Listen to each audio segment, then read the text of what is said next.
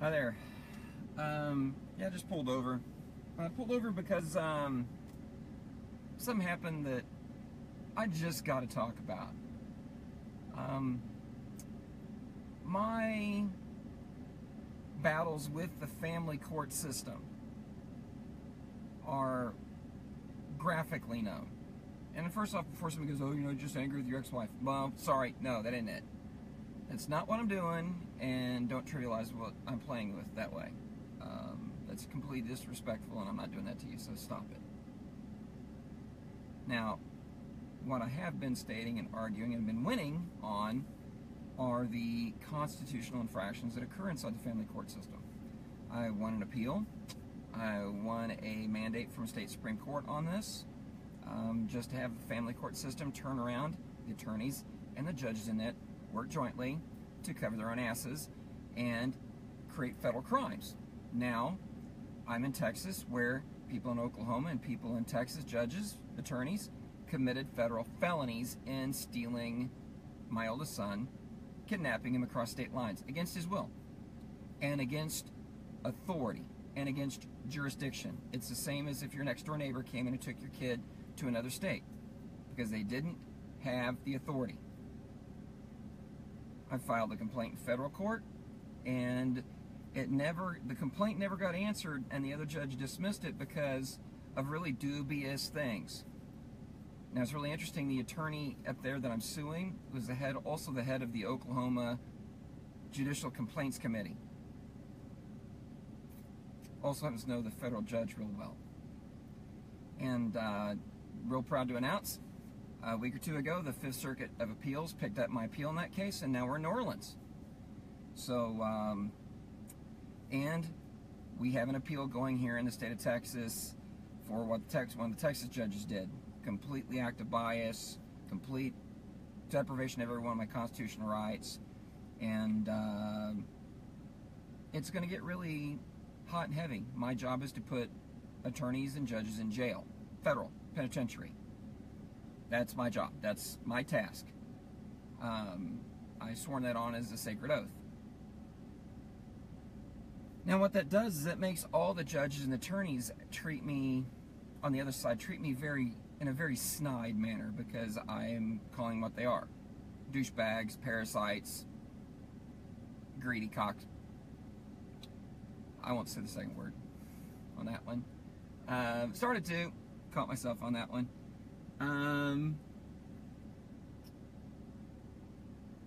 But I never expected a douchebag to be completely devoid of all compassion. Now, the game that they've been playing with me for 11 years now is, see, a judge rules if two parties can't agree, then you submit something to the court, and then the court will make a decision. Well, what's really interesting, my second ex's attorney, who works for Legal Aid of North Texas, I'm rolling out here, guys. I'm starting to roll it out here. I'm starting naming names before long, because I don't care anymore. You're slandering me. Let's get right back at you, because I've got facts on my side and I've got the law on my side. But anyway, this douchebag that works for Legal Aid in North Texas, that my second ex conned her way into hiring, what he likes to do is he likes to never agree to anything, never present anything, and just go to the judge and say, "We can't agree," and go lie his ass off. Oh, I'm being nice when I say the phrase "lie his ass off." And I've got documents on it, and I've got written affidavits on it. But because we're dealing with judges and attorneys, law enforcement doesn't want to pick it up. The FBI doesn't really want to mess with it either. That's why it's left to me and you to uphold your own personal rights. But what set me off today is, so I get a correspondence. I'm just going to say it that way. I get a correspondence from douchebag, the same guy that rolled his eyes when we revealed to him that I likely had cancer. Didn't do it to my face, did it behind my back. He pops up today and says he wants to subpoena my doctors for my medical records. That's just straight harassment. Asking me to provide a statement, a report, fine. Subpoena, that gets involved in the middle between a patient and a doctor. That's a threat against my life. It's not bad enough that your clients got together and violated federal law and had my children taken from me by SWAT team, making all kinds of allegations that were never supported by anyone other than the affidavits of attorneys that said, well, we believe our clients are telling us the truth. No police reports, no evidence, no history, none of this, ever. An audio tape was presented that was highly manipulated, and it was never admitted into evidence, never put into the record. That in itself violates 5 laws in the state of Texas, and it violates 11 of my constitutional rights.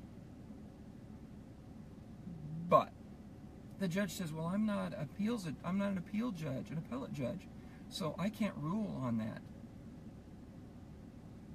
The judicial code says she's supposed to rule by the law, and it's supposed to be, if this applies to the law, then she's supposed to grant it. If it does not apply to law, she's supposed to deny it. It says it in the Texas judicial code.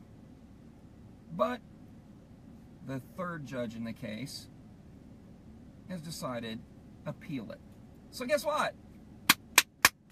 I'm proud to announce I'm filing a writ of mandamus, and I'm going to tell you this. Up it.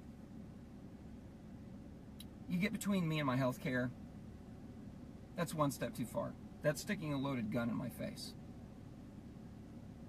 You may have a thin legal argument about the rights to protect a child, when realistically what you're doing is you're using it to manipulate somebody to get them to yield and pay you money in the middle.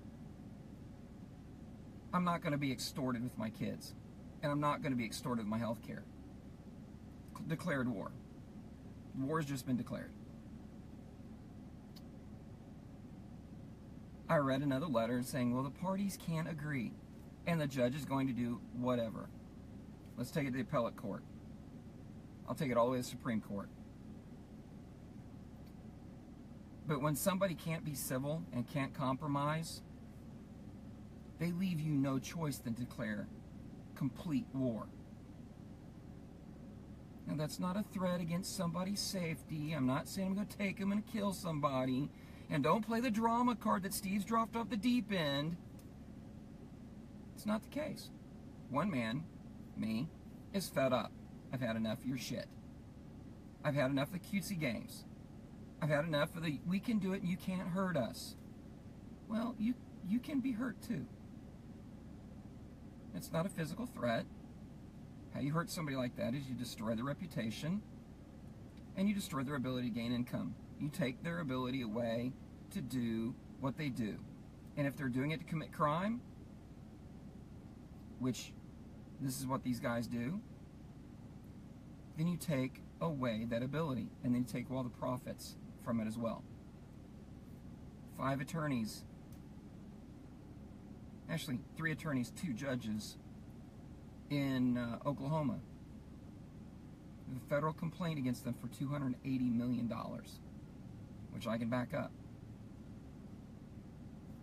This guy here got sanctions against me on a really thin argument because everybody wants to look the other way to keep the judge in Cook County out of jail. I'm looking to put her in jail federally. We'll see if that happens. Now, somewhere along the lines, if I mystically just happen to die, let me say this, I am not investigating the Clintons. I do not wish to kill myself. My life insurance policies aren't elapsing. And what other excuse have I heard in the news lately to state or cover somebody's murder? Yeah, that's happening in the news right now. Does it apply to everybody else? Well, when people are in power and think they are completely impervious and can manipulate systems to cover their butts, you need to worry.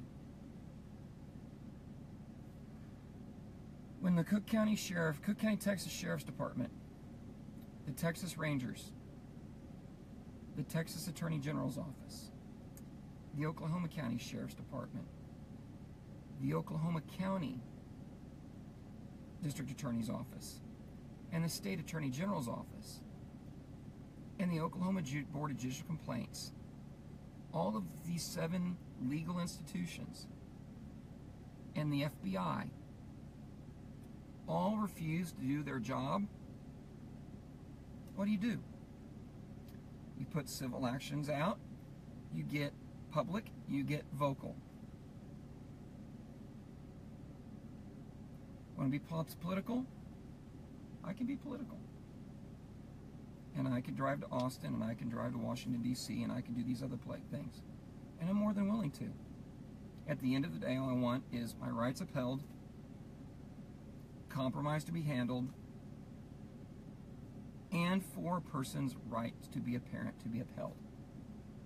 It's already been ruled by the U.S. Supreme Court that it's an undeniable human right that the state can only get in the way of, only can only overturn in 3 small areas. Temporary orders are abused daily in violation of all of the other rights, and they do not comply with any of these 3 points. Happens every day, and everybody goes, well, somebody's just disgruntled because they're getting a divorce. Everybody wants to run about scream about tyranny and the liberals doing this and them doing this in Washington. It's happening in your own town, in your own courtrooms, in family court every day, and that attorney on the pew at the end of your church pew on Sunday is probably the biggest gangster you know.